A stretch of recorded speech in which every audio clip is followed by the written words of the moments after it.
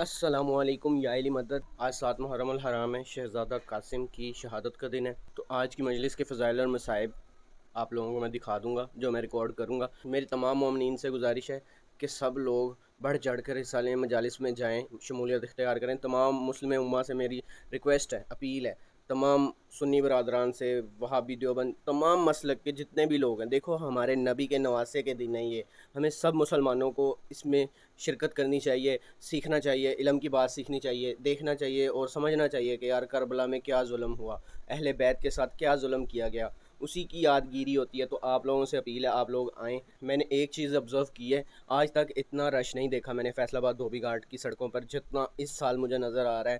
یہ ذکر حسین ہے، یہ ہر سال بڑھ چڑھ کر بڑھتا چلا جا رہا ہے اور انشاءاللہ تا قیامت یہ اور زیادہ بڑھ جائے گا۔ جب تک قیامت آئے گی نا تب تک دیکھنا ہر مومن کے دل میں لبیک یا حسین کا نعرہ ہوگا انشاءاللہ۔ تو ابھی بس میں نکلنے لگا ہوں مجلس کے لیے، تو چلو چلتے ہیں۔ آج آپ لوگ جانتے ہو کہ 7 محرم الحرام ہے، جو کہ شہزادہ قاسم کی شہادت سے منسوب ہے۔ آج ہم گھر واپس نہیں جائیں گے، آج ہم شہر سے نا مہندی نکلتی ہے شہزادہ قاسم کے نام کی، وہ مہندی کا جلوس بھی دیکھیں گے۔ تو ابھی میں پہنچ گیا ہوں شہر، ابھی میں جا رہا ہوں مجلس میں۔ نہ رکا تھا نہ رکا ہے نہ رکے گا، پرچم نہ جھکا تھا نہ جھکا ہے نہ جھکے گا، ہر لحظہ جلوسوں کی قیادت یہ کرے گا۔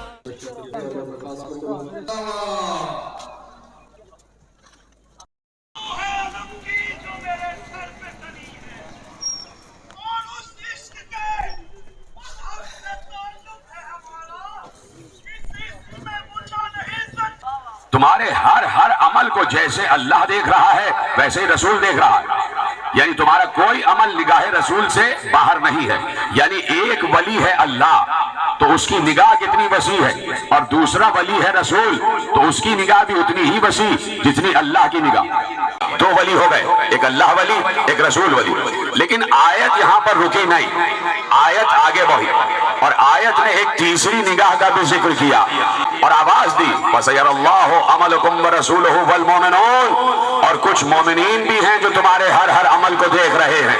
نگاہ ولی ہر جانب دیکھتی ہے۔ خاموش ہو گئے آپ؟ دیکھیے صحیح بخاری میں امام محمد ابن اسماعیل بخاری علیہ رحمہ نے ایک روایت لکھی، اور روایت کیا ہے؟ روایت یہ ہے کہ پیغمبر جب نماز پڑھا رہے ہوتے تھے تو پیچھے اصحاب کرام نماز پڑھ رہے ہوتے تھے، اور چونکہ ایک تصور ہے کہ نیکی میں جلدی کی جائے، نیکی میں جلدی کی جائے، تو اس سے پہلے کہ پیغمبر رکوع میں جاتے، اصحاب پیغمبر سے پہلے رکوع میں چلے جاتے تھے، پیغمبر سے پہلے رکوع میں چلے جاتے تھے، پیغمبر بعد میں رکوع میں جاتے، لیکن اصحاب یہ سوچتے کہ بھئی نیکی میں جلدی کرو، نیکی میں جلدی کرو، تو وہ پیغمبر سے پہلے رکوع میں چلے جاتے تھے۔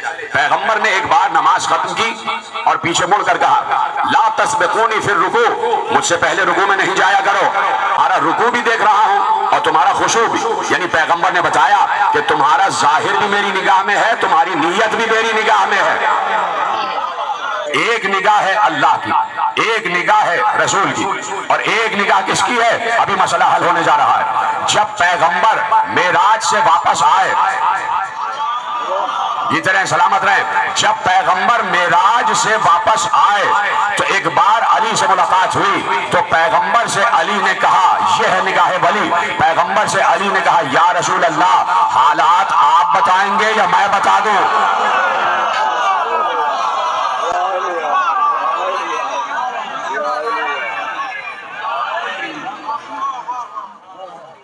توجہ فرمائی، جو معراج کا سفر ہے آپ بتائیں گے یا میں بتا دوں؟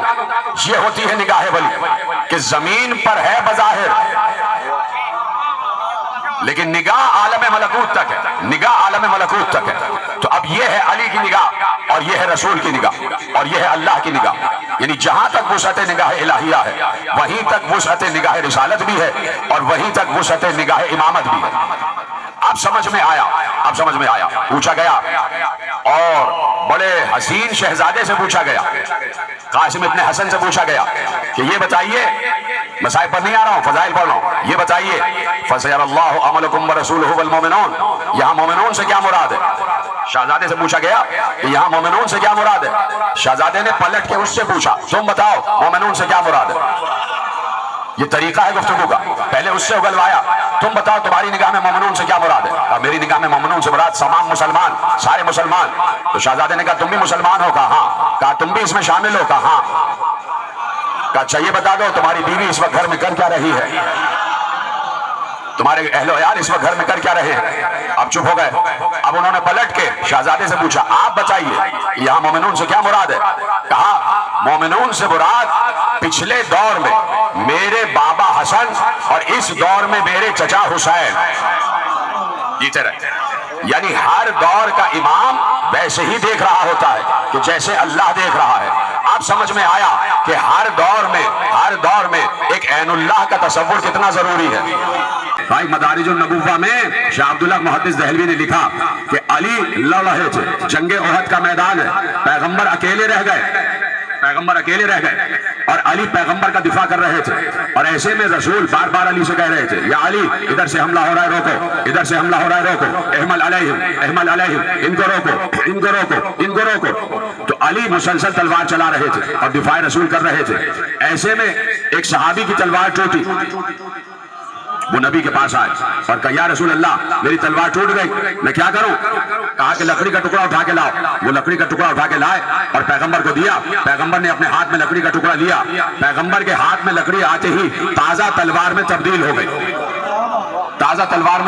گئی۔ پیغمبر کے ہاتھ میں لکڑی کا ٹکڑا آیا، تازہ تلوار میں تبدیل ہو گیا۔ وہ گئے اور لڑنا شروع کر دیا۔ دوسرے صحابی کی تلوار ٹوٹی، وہ بھی نبی کے پاس آئے، نبی نے ان کو بھی لکڑی کو تلوار بنا کے دیا، وہ بھی لڑنے لگے۔ تیسرے صحابی کی تلوار ٹوٹی، وہ بھی صحابی کی سنت پر عمل کرتے ہوئے نبی کے پاس آئے اور کہا یا رسول اللہ میری تلوار ٹوٹ گئی۔ پیغمبر نے لکڑی کو ہاتھ میں لیا، لکڑی تلوار میں تبدیل ہو گئی۔ ایسے میں لکھنے والے نے لکھا کہ علی کی تلوار بھی ٹوٹ گئی، علی کی تلوار ٹوٹی۔ علی نبی کے پاس آئے اور نبی کے پاس آ کر کہا یا رسول اللہ میری تلوار ٹوٹ گئی۔ تو اب تک لکڑی کو تلوار بنا کے دینے والا رسول، جب علی نے کہا تو رسول نے آسمان کی طرف دیکھا، رسول نے آسمان کی طرف دیکھا اور دیکھنے کے بعد کچھ کہا ہوگا، ہمیں نہیں پتا کیا کہا ہوگا، آسمان کی طرف دیکھا۔ یعنی اب تک سب کو لکڑی کی تلوار بنا کر دینے والا رسول علی کی باری میں آسمان کی طرف دیکھ رہا ہے۔ جب رسول آسمان کی طرف دیکھے تو ایک ہی وجہ ہوتی ہے کہ وحی کا انتظار کر رہا ہوتا ہے، وحی کا انتظار کر رہا ہوتا ہے۔ نبی وحی کا انتظار کر رہے تھے کہ اب کیا کرو، اس لیے کہ تیرے ہاتھ کی تلوار ٹوٹی ہے۔ توجہ فرمائی، اب تو علی کے ہاتھ کی تلوار ٹوٹ گئی ہے، تو گویا آسمان سے اجازت لے رہے تھے کہ کیا کیا جائے۔ اب رسول آسمان کی طرف دیکھے اور وہاں سے کوئی اثر پذیری نہ ہو، یہ ہو ہی نہیں سکتا، وہاں سے کوئی اثر نہ آئے، یہ ہو ہی نہیں سکتا۔ ایک بار عبداللہ محدث دہلوی لکھتے ہیں کہ آسمانوں کے دروازے کھلے، آسمانوں کے دروازے کھلے، ایک کرسی برآمد ہوئی، سونے اور چاندی سے بنی ہوئی کرسی، لال و جواہرات سے جڑی ہوئی کرسی۔ کرسی خالی نہیں تھی، کرسی پر جبرائیل بیٹھے ہوئے تھے، جبرائیل کے ہاتھ بھی خالی نہیں تھے، جبرائیل کے ہاتھ میں تلوار تھی اور جبرائیل خاموش نہیں آ رہا تھا بلکہ یہ کہتا ہوا آ رہا تھا لا فتح الا علی لا سیف الا ذوالفقار۔ توجہ فرمائی آپ نے، جبرائیل خاموش نہیں آ رہے تھے، پڑھتے ہوئے آ رہے تھے لا سیف الا ذوالفقار ولا فتح الا علی، کوئی تلوار نہیں ہے مگر یہ کہ ذوالفقار۔ اور دوسرا ٹکڑا کیا ہے، کوئی مرد نہیں ہے سوا علی کے۔ دوستوں کی تلوار ٹوٹی تو نبی لکڑی کو تلوار بنا کے دیتے رہے، جب علی کی تلوار ٹوٹی تو تلوار آسمان سے آئی۔ وجہ کیا ہے؟ انہوں نے ایک سادہ سا جواب دیا، کہا جو یہاں کا سپاہی تھا اس کو یہاں کا ہتھیار ملا اور جو وہاں کا تھا اسے وہاں کا ہتھیار ملا۔ باپ کا جنازہ 2 مرتبہ قاسم نے اٹھتے ہوئے دیکھا، بابا کا جنازہ 2 مرتبہ قاسم نے اٹھتے ہوئے دیکھا۔ قاسم نے 2 کفن دیکھے اپنے بابا کے، ایک سفید کفن دیکھا اور ایک سرخ کفن دیکھا۔ بچپن سے قاسم نے یہ مصائب دیکھے، 4 برس کے قاسم ہیں کہ جب باپ کا جنازہ پلٹ کے گھر میں واپس آیا۔ کون باپ ہے؟ رسول کا ازروئے مباہلہ بیٹا، مباہلے میں جو رسول کا بیٹا ہے حسن مشتبہ، اس کے جنازے پر تیر مارے گئے اور تیر لگا ہوا جنازہ گھر میں آیا۔ جس وقت تیروں سے چھلنی جنازہ گھر میں آیا ہے تو بہنوں نے جنازے کو گھیرا ہے حسین بھی ہیں، عباس بھی ہیں، دونوں بہنیں بھی ہیں۔ تو اب میں نے تو یہی سنا کہ ایک ایک تیر نکال رہے تھے، حسین بھی نکال رہے تھے، عباس بھی تیر نکال رہے تھے، زینب بھی تیر نکال رہی تھی، لیکن پڑھنے والے نے پڑھا اور میں دہرا رہا ہوں کہ 4 برس کا قاسم بھی آگے بڑھا اور اس نے چاہا کہ بابا کے جنازے سے تیر نکالے تو حسین نے قاسم کو سینے سے لگا لیا۔ قاسم قاسم، ہاں تم یتیم ہو گئے لیکن میں ابھی تمہارے باپ کی جگہ سر پر ہوں، ابھی میں باقی ہوں۔ میں جملہ یہی کہنا چاہوں گا، اے جناب قاسم، آپ 4 برس کے یتیم ہوئے تھے تو آپ کے رخسار پر تماچے تو نہیں لگے؟ اجرکم اللہ، اجرکم اللہ، آپ کے سر پر آپ کے باپ اور چچا عباس کا سایہ سلامت تھا، اور انہی سایوں میں قاسم نے پروان چڑھے ہیں، قاسم نے پرورش پائی ہے۔ کربلا تیار ہو رہی تھی، ہر گھر میں کربلا تیار ہو رہی تھی، ہر حجرے میں کربلا تیار ہو رہی تھی، ہر ماں اپنا ہدیہ تیار کر رہی تھی، اور ایسے میں حسن مجتبیٰ نے اپنی قربانی تیار کی، اور اس قربانی کا نام قاسم، قاسم اس قربانی کا نام۔ حسن مجتبیٰ نے قاسم کے بازو پر ایک تعویذ باندھ دیا، ایک تحریر باندھ دی، اور یہی کہا ام فروا جب کوئی مصیبت آ جائے تو اس تحریر کو کھول لینا، اس میں تمہاری مصیبت کا حل ہے۔ بس وہ تحریر بندھی رہی، اور پھر زمانے پہ زمانہ گزرتا گیا۔ 28 رجب کو مدینہ خالی ہو گیا، قاسم کا حجرہ بھی خالی ہو گیا، اب کچھ پڑھنے کے لیے رہ تو گیا نہیں ہے۔ 7 محرم آج آ گئی، آج 7 محرم آ گئی، آپ نے سر پیٹا ہے، آپ سمجھ گئے آج آل محمد کے بچوں پر پانی بند ہو گیا۔ اجرکم اللہ، یہی طریقہ ہے رونے کا۔ آج آل محمد کے حسین کے بچوں پر پانی بند ہو گیا، اب پانی خیمہ گاہ میں نہیں جا رہا ہے، اب جتنا بچا ہے آج شام تک اتنا چلے گا، کل سے وہ پانی بھی ختم ہو جائے گا۔ 3 دن کی بھوک اور پیاس ہوگی، اور پھر حسین کے بچے ہوں گے، اور آج کا دن منسوب ہے قاسم ابن حسن سے، ام فروا کے ارمان سے دن منسوب ہے۔ ام فروا اتنا حسین بیٹا ہے ام فروا کا کہ ماں روز نیا کرتا سی کر پہنا کر دیکھتی ہے، یہ کرتا میرے لال پر کیسا لگے گا، یہ کرتا میرے لال پر کیسا لگے گا۔ جب سامان باندھا ہے تو قاسم کا بھی سامان باندھا ہے۔ 28 رجب کو قاسم کے نئے کرتے، قاسم کے نئے کپڑے لے کر چلی ہیں کہ میں روز اپنے بچے کو نیا کرتا پہناؤں گی اور دیکھوں گی ارمان بھرا ہے دل ماں کا۔ آ گیا قربانیوں کا دن میرے عزیزوں، قربانیوں کا دن آیا تو بار بار ہر ماں، دیکھیے کربلا میں بھی ماں کی فطرت بدلی ہے، کربلا میں بھی ماں کی فطرت بدلی ہے۔ ہر ماں یہ چاہتی ہے کہ اس کے بچے کے جسم پر کوئی خراش نہ آئے، لیکن کربلا کی ماں یہ چاہتی ہے کہ اس کے بچے کا لاشا آ جائے، میرا بیٹا فاطمہ کے بیٹے پر سے قربان ہو جائے۔ ہر ماں یہی چاہتی ہے۔ اپنے اپنے شہداء کو بھیجا جاتا ہے کہ جاؤ ان کو بتاؤ کہ حسین کون ہے۔ ہر شہید ہونے سے پہلے، جنگ کرنے سے پہلے جب میدان میں آتا ہے تو رجس پڑھتا ہے، بتاتا ہے ہم کون ہیں اور بتاتا ہے کہ حسین کون ہے۔ یہ ہے امر بالمعروف اور یہ ہے نہی عن المنکر، کہ جس کے لیے ایک ایک شہید جاتا تھا، حسین کا تعارف کرانے جاتا تھا، اسلام کا تعارف کرانے جاتا تھا، اور اس کے بعد وہاں سے جنگ شروع ہوتی تھی اور یہاں سے دفاعی جنگ ہوتی تھی، اور دفاعی جنگ بھی ایسی ہوتی تھی کہ الامان الحفیظ کی آوازیں آتی تھی۔ قاسم کب جاؤ گے؟ کہہ دیا ماں نے، قاسم کب جاؤ گے؟ ایک بار جب شب عاشور آئی ہے نا، اور حسین بتا رہے تھے کہ کل کیا ہوگا، کل کیا ہوگا، شہداء کی فہرست تیار ہو رہی تھی۔ اب دیکھنا قاسم کا جذبہ دیکھنا، اور قاسم کا بلبلہ دیکھنا، قاسم کی شجاعت دیکھنا اور قاسم کا جذبہ دیکھنا۔ جب شہیدوں کی فہرست تیار ہو رہی تھی تو حسین نے لکھوایا، ہر کسی کا نام لکھوا رہے تھے، لکھواتے لکھواتے ایک بار نام آیا علی اصغر۔ کیا سنا آپ نے؟ ایک بار حسین نے نام لکھوایا علی اصغر، تو ایک بار قاسم کھڑے ہو کے کہتے چچا علی اصغر کا نام، کیا فوج اشقیہ خیموں تک آ جائے گی؟ کیا فوج اشقیہ خیموں تک آ جائے گی؟ حسین نے کہا نہیں، میں علی اصغر کو پانی پلانے لے جاؤں گا۔ یعنی اتنا بلبلہ ہے قاسم میں کہ قاسم چاہتے ہیں کہ میں خیموں کے دفاع پر مامور رہوں۔ صبح عاشور آ گئی، علی اکبر کی اذان سے ابتدا ہو گئی، قربانیوں کی ابتدا ہوئی۔ قاسم بار بار جاتے ہیں، چچا مجھے اجازت دے دیجئے، چچا مجھے اجازت دے دیجئے۔ ایک بار حسین قاسم کو سینے سے لگا کر ایک جملہ کہتے ہیں، تم میرے بھیا حسن کی نشانی ہو، تمہیں دیکھتا ہوں تو میرا بھائی حسن مجھے یاد آ جاتا ہے، کیسے تمہیں جانے دوں، کیسے تمہیں اجازت دے دوں۔ آخر کار سر جھکا کر قاسم اپنی اماں کے خیمے میں آ گئے، کہا اماں اجازت نہیں مل رہی، ہمارا چچا اجازت نہیں دے رہا۔ کہا اچھا کیوں اجازت نہیں مل رہی؟ کہا بار بار کہتے ہیں کہ تم کو دیکھتا ہوں تو حسن یاد آ جاتے ہیں، میرا بھیا حسن یاد آ جاتا ہے۔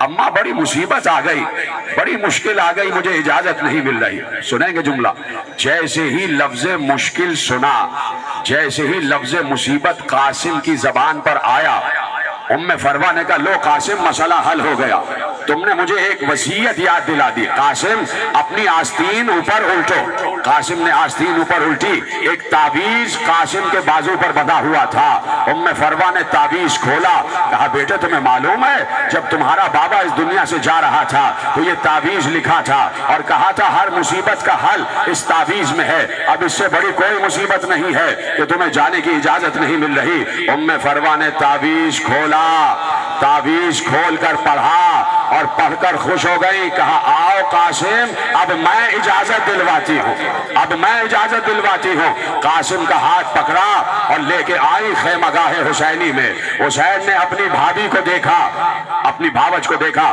سر جھکا کر کھڑے ہو گئے، کیسے تشریف لائیں؟ کہا کہ اے میرے وقت کے امام، اے میرے آقا، اس تحریر کو پہچانتے ہیں؟ ذرا یہ تحریر پڑھیے۔ حسین نے اب جو تحریر کو دیکھا، حسین رونے لگے۔